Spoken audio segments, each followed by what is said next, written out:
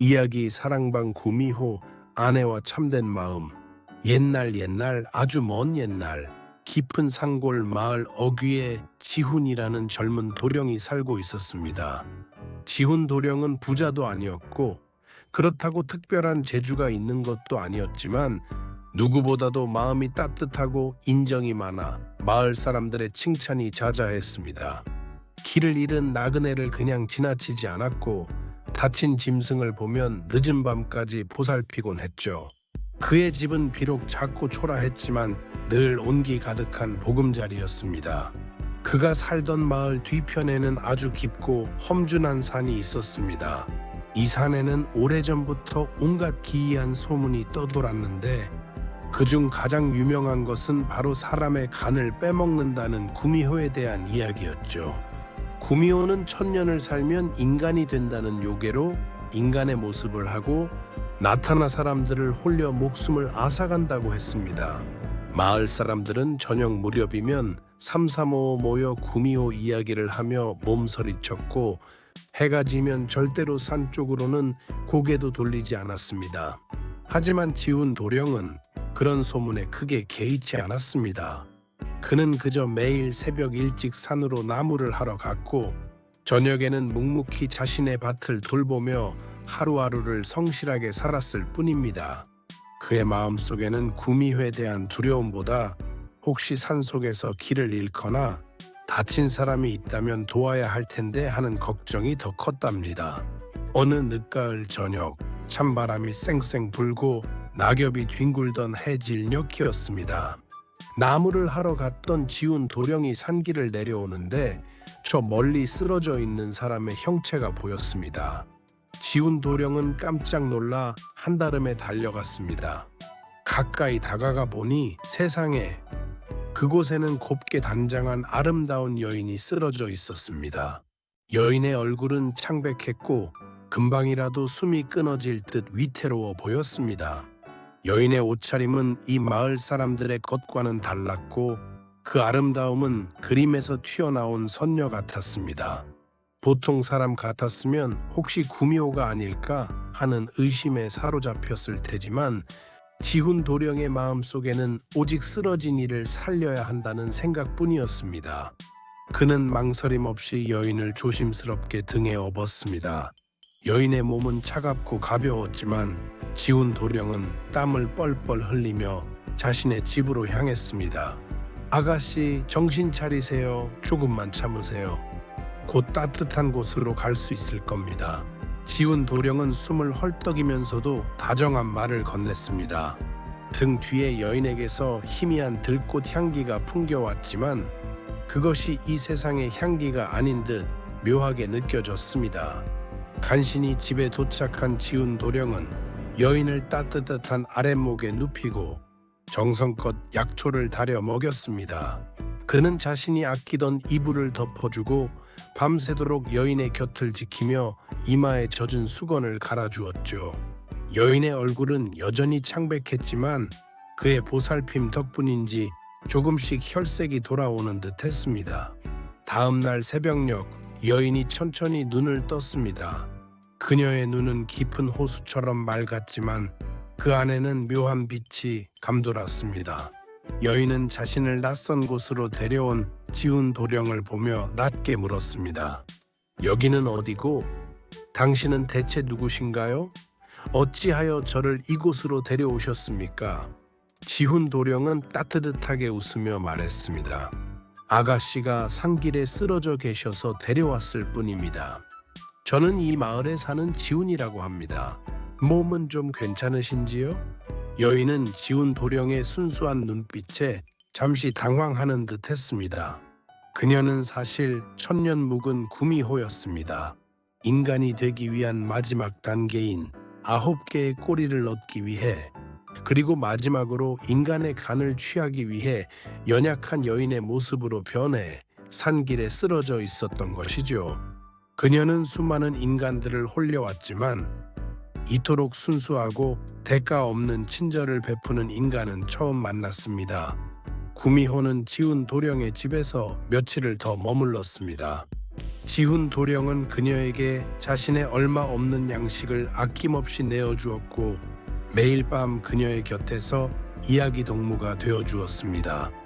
그는 자신의 삶의 이야기를 들려주기도 하고 마을 사람들의 소박한 꿈과 희망에 대해 이야기해주기도 했습니다. 구미호는 그의 이야기를 들으며 점차 혼란에 빠졌습니다.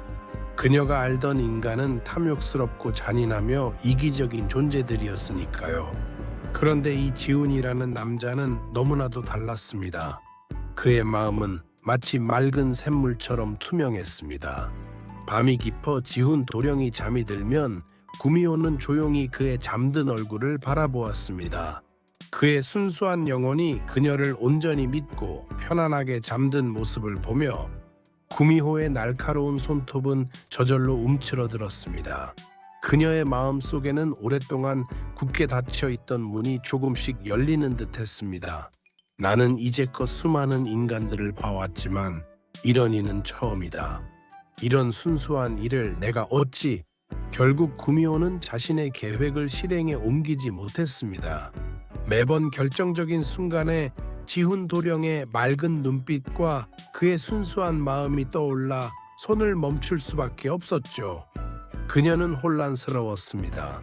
천년의 수행을 거의 마쳤건만 마지막 단계에서 이토록 흔들리는 자신이 한심하게 느껴지면서도 한편으로는 마음속 깊은 곳에서 피어나는 낯선 감정들을 주체할 수 없었습니다.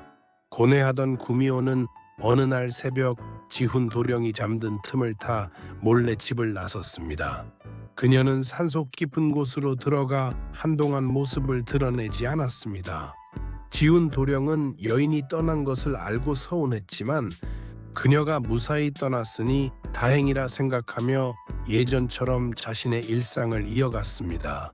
하지만 구미호의 마음속에서는 폭풍이 휘몰아치고 있었습니다. 그녀는 인간이 되기 위한 마지막 시험을 치르지 못했고 그 결과 몸의 변화가 찾아왔습니다. 9개의 꼬리는 더 이상 빛나지 않았고 그녀의 요기 여지도 점차 약해졌습니다. 그녀는 자신이 인간이 되려는 욕심 때문에 얼마나 많은 죄를 지었는지, 그리고 지훈 도령의 순수한 마음이 자신의 더러운 욕심을 어떻게 깨뜨렸는지를 비로소 깨달았습니다. 인간의 간을 먹어 인간이 된들 저 도령처럼 따뜻한 마음을 가질 수 없다면 무슨 소용이란 말인가. 구미호는 자신의 지난 삶을 후회하며 깊이 반성했습니다. 그녀는 이제 더 이상 인간의 간을 탐하지 않고 오직 자신의 잘못을 뉘우치고 속죄하기 위해 노력하기로 결심했습니다. 짐승의 모습으로 돌아가 다친 동물들을 보살피고 산속을 헤매는 길 잃은 이들을 몰래 돕기 시작했습니다. 그녀는 자신의 몸에 남아있는 요기를 좋은 일에만 쓰려 애썼습니다. 그렇게 시간이 흐르면서 구미호의 마음은 점차 맑아지고 따뜻해졌습니다. 그녀의 9꼬리는 모두 사라지고 온전히 인간의 마음을 갖게 되었습니다. 이제 그녀는 더 이상 요괴가 아닌 진정한 의미의 사람이 된 것이었죠. 그렇게 몇 년의 시간이 흘렀습니다. 평화로운 마을에는 여전히 가끔씩 구미호에 대한 이야기가 오갔지만 그 누구도 이제 산속에서 사람을 해치는 구미호를 본 적이 없었습니다. 그러던 어느 봄날 마을에 역병이 돌아 많은 사람이 고통받기 시작했습니다. 특히 지훈 도령은 밤낮으로 아픈 이들을 돌보다가 그만 자신마저 쓰러지고 말았습니다. 그의 몸은 열로 뜨거웠고 숨조차 제대로 쉬지 못하는 위급한 상황이었습니다. 바로 그때 마을 어귀에 한 아름다운 여인이 나타났습니다. 그녀는 맑고 따뜻한 눈빛을 가지고 있었지만 어딘가 모르게 신비로운 분위기를 풍겼습니다. 그 여인은 다름 아닌 개과천선한 구미호였습니다. 그녀는 지훈 도령이 쓰러졌다는 소식을 듣고 한달음에 달려온 것이었죠.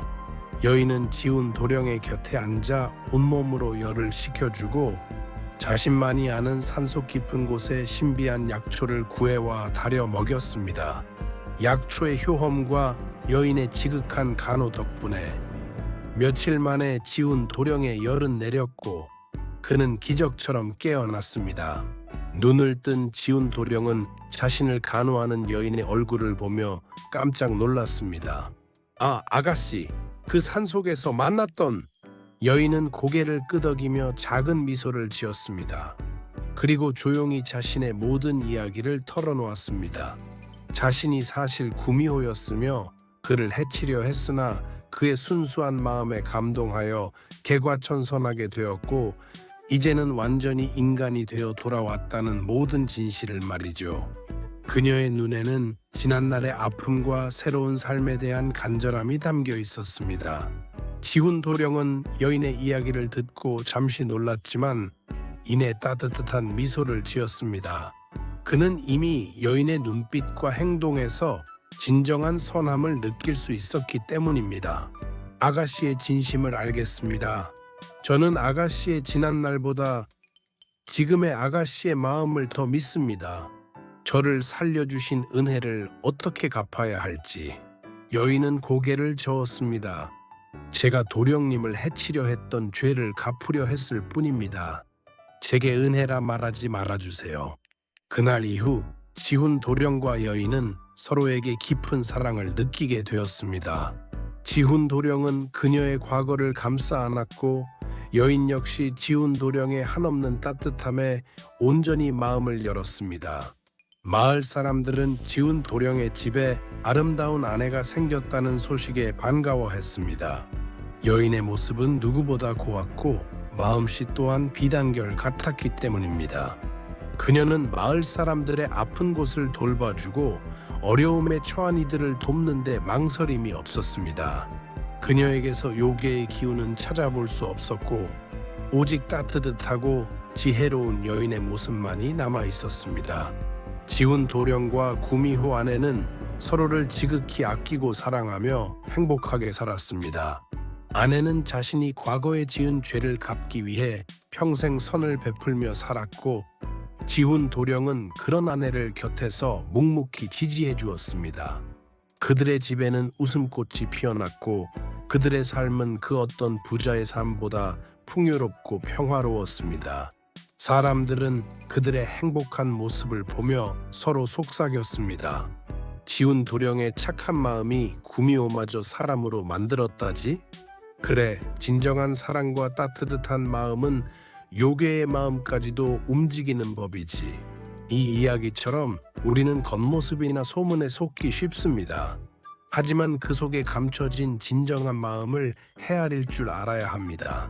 아무리 악하고 욕심 많았던 존재라도 진심 어린 사랑과 이해 그리고 용서를 만나면 개과천선하여 새로운 삶을 살 수 있다는 것을 잊지 마세요.